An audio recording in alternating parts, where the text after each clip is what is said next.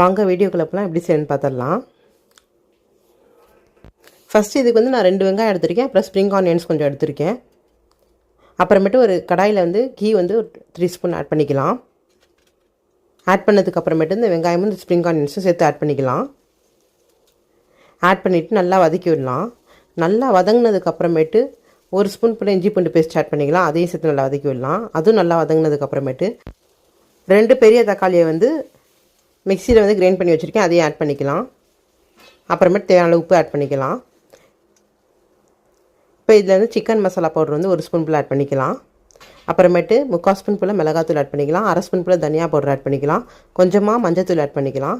எல்லாத்தையும் ஆட் பண்ணி நல்லா கலந்து விட்டுக்கலாம். பச்சை வாசனை போகிற வரைக்கும் நல்லா சிம்மில் வச்சு கொதிக்க விடலாம். இப்போ வந்து கொஞ்சமாக வந்து சோம்பு பவுடர் ஆட் பண்ணிக்கலாம். 1/2 ஸ்பூன் போல் சோம்பு பவுடர் ஆட் பண்ணுறேன். அப்புறமேட்டு 2 ஸ்பூன் போல் தயிர் ஆட் பண்ணிக்கலாம்.